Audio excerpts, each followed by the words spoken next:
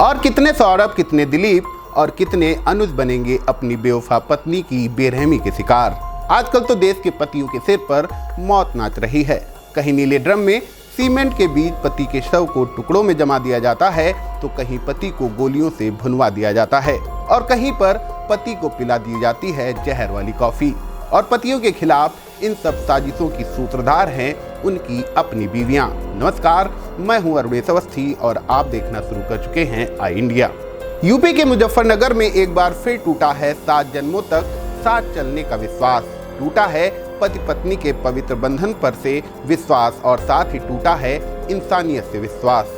खतौली कोतवाली क्षेत्र का भायंगी गांव, जहां बीती 25 मार्च को एक बेवफा पत्नी पिंकी शर्मा ने अपने आशिकी के चलते लेनी चाही अपने पति की जान।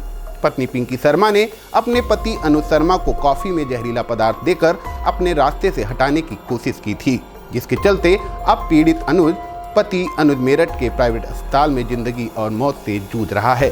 बताया जाता है कि रात 10:30 बजे पत्नी ने उसे कॉफी लाकर दी। कॉफी पीने के बाद उसे उल्टी होने लगी। घर वालों ने उसे खतौली के निजी अस्पताल में भर्ती कराया, जहां प्राथमिक उपचार के बाद उसे मेरठ रेफर कर दिया गया। आरोप है कि पत्नी पिंकी का अपने ही भांजे के साथ शादी से पहले से प्रेम प्रसंग चल रहा था, जिसकी वजह से अक्सर पिंकी और अनुज के बीच झगड़े भी हुआ करते थे।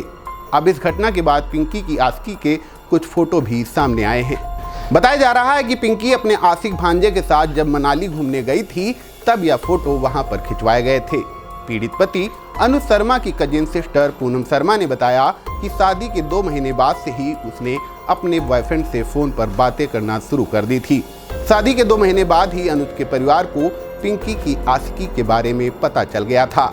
अनुज की बड़ी बहन मीनाक्षी के मुताबिक पिंकी का अपने ताऊ की लड़की के बेटे से अफेयर चल रहा था, लेकिन उसने घर वालों के दबाव में शादी कर ली थी। वो शादी के बाद भी चोरी छिपे लड़के से बात करती थी। ये बात अनुज को किसी तरह से पता चल गई। अनुज ने पिंकी का मोबाइल चेक किया तो उसमें कई आपत्तिजनक मैसेज मिले। उसने पिंकी को बॉयफ्रेंड से बात करने से मना किया। इससे दोनों के बीच विवाद हो गया। पिंकी अपने मायके चली गई। अनुज ने पिंकी के घर वालों से भी इस बात की शिकायत की, लेकिन उन्होंने भी पिंकी को कुछ नहीं कहा। इसके बाद भाई ने मामले की शिकायत महिला आयोग से की। महिला आयोग ने दोनों पक्षों से बात की।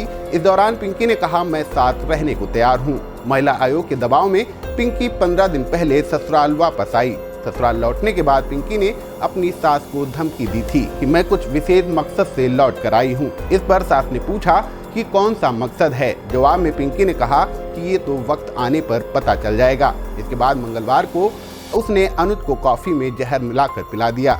बहन के मुताबिक भाई का मेरठ में इलाज चल रहा है। अब तक पिंकी का परिवार अनुज को देखने तक नहीं आया है, यहाँ तक कि एक कॉल करके हालचाल तक नहीं लिया। घटना के बाद भी पिंकी पुलिस थाने से अपने मायके चली गई। इस पूरे मामले में सीओ रामाशीष यादव ने क्या कुछ कहा है, आइए उसे भी सुन लेते हैं। थाना खतौली पे ग्राम भंगेला से दिनांक 25 मार्च 2025 को एक सूचना प्राप्त हुई कि एक पत्नी सन्नो उर्फ पिंकी द्वारा अपने पति अनुज कुमार को कॉफी में मिलाकर ये जहर दे दिया गया है। इस सूचना पे तत्काल पुलिस मौके पे पहुंची। जो मजरूब है उसको हॉस्पिटल भर्ती कराया गया, जहां पे उसका इलाज चल रहा है। इसमें पीड़ित अनुज कुमार के परिजनों द्वारा दी गई तहरीर के आधार पर सुसंगत धाराओं में अभियोग पंजीकृत किया जा चुका है। अग्रिम विधिक कार्रवाई अमल में ली जा रही है।